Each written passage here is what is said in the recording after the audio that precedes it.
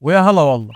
النهارده هنشوف مع بعض ازاي انا لو عميل باعت لي لوجو بي ان جي ازاي اخليه انيميشن ايكون وهيكون متحرك وهيكون شكله احترافي جدا بطريقه سهله وسريعه ومش هتاخد منك وقت ولا مجهود على افتر افكت. وهنشوف ازاي نقدر نخرجها من افتر افكت من غير باك جراوند ونقدر نستخدمها على اي فيديو. بس قبل ما نبدا كالعاده ما تنساش تعمل سبسكرايب لايك وشير وتنزل تكتب لي تحت كومنت، وهتلاقي لينك الانستجرام في البايو تقدر تروح هناك تعمل لي فولو. يلا بينا نشوف الفيديو.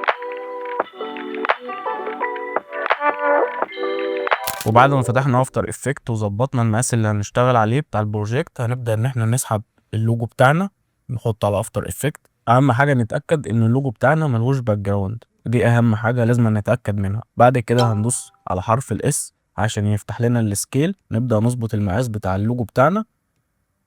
وبعد كده هنفتح عند خيار لير، هننزل عند اوتو تريس. بعد كده هنتاكد ان البكسل هنا 2، وهنتاكد عند التشالن هنخليها الفا. بعد كده هندوس اوكي عشان يبدأ يحدد لنا الحواف بتاعت اللوجو بتاعنا اللي هنبدأ ان احنا نشتغل عليه. بعد كده اللي احنا هنعمله هنروح عند قائمة افكت، هننزل عند جنريت، بعد كده فيجاس.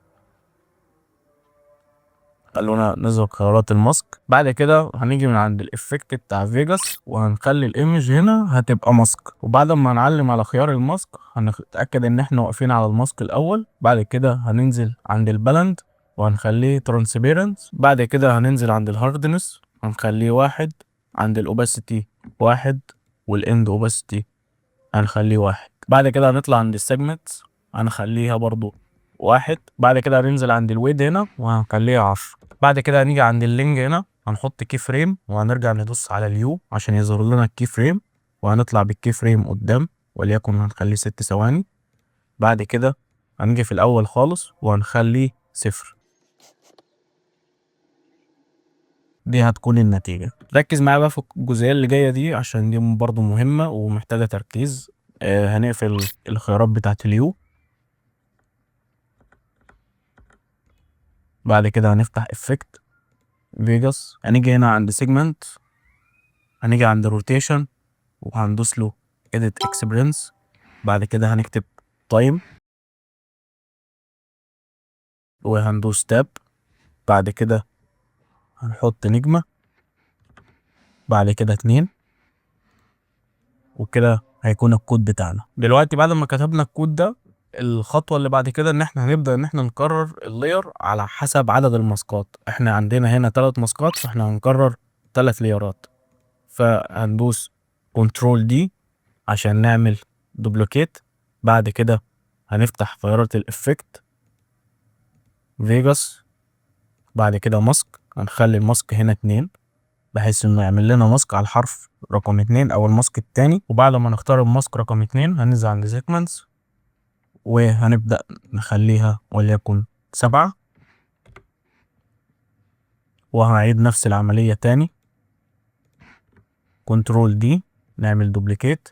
بعد كده هنفتح افكت فيجاس، بعد كده ماسك وهنختار ماسك رقم 3. بعد كده سيجمنتس وهنخلي دي وليكن 9، وهنرجع برضو نقفل تاني، ودي هتكون النتيجة في الآخر. زي ما انتوا شايفين كده الموضوع سهل جدا وبسيط. ولو حبيت اغير لونها فانا عندي هنا color، ممكن اغير لون التكست بتاعتي بالشكل ده. فالموضوع سهل جدا وبسيط ومش محتاج منك خبرة كبيرة في افتر افكت عشان تحرك لوجو. وبعد ما نخلص ال3 ماسكات بتوعتنا هنبدأ ان احنا نعمل سيلكت على ال3 وهندوس يو عشان يبين لنا الكي فريم، وهنبدأ ان احنا نعمل على الكي فريم بتاعنا نحدده، وهنعمل F9 عشان الايزي عشان تبقى معنا الحركة سموز وسهلة. بعد كده هنقفل تاني من خيارات اليو حدد ال3، وهنبدأ ان احنا طبعا مش هناخد الوقت ده كله بحيث الريندر. خلونا نشوف اخر الكي فريم فين وليكن هنا. فهنبدأ ان احنا نخلي اخر التايم لاين بتاعنا هنا. ودلوقتي بقى ركز معايا عشان هقولك ازاي نقدر نستخرج اللوجو بعد ما خليناه انيميشن، نستخرجه برضه انيميشن ويبقى من غير باك جراوند ونقدر نضيفه على اي فيديو. اول حاجه هنعملها ان احنا هنشيل الباك جراوند خالص. بعد كده هنيجي عند فايل، هننزل لحد عند اكسبورت، بعد كده اد ريندر. ركز معايا بقى في الخطوه دي. هنيجي هنا هندوس على خيارات الريندر، وبدل اتش 264 هنخليها كويك تايم، وبدل هنا الار جي بي عند التشالنج هنخليها ار جي بي بلس الفا، وهندوس اوكي. هنختار من هنا من كلمة كومبوزيشن، هنختار المكان اللي احنا نعمل فيه الاكسبورت، وهندوس سيف. انا عندي غالبا نفس الاسم، فاحنا خلونا نغير الاسم وليكن كومبوزيشن 4، وهندوس سيف، وهنبدأ ان احنا نعمل ريندر. الريندر كده هيتسيف معاك، هيبقى الانيميشن بتاعك من غير باك جراوند خالص، وتقدر تضيفه على اي برنامج مونتاج وتضيفه على اي فيديو انت حابه. ده كان كل حاجه لشرح النهارده، يا رب اكون قدرت افيدك واوصل لك المعلومه. ولو استفدت ما تنساش تعمل سبسكرايب لايك وشير، تنزل تقول لي رايك تحت في الكومنت، وما تنساش تروح هناك على الانستجرام تعمل لي فولو، ولو عندك اي سؤال حابب تقوله لي. واشوفكم على خير في الفيديو الجاي. سلام.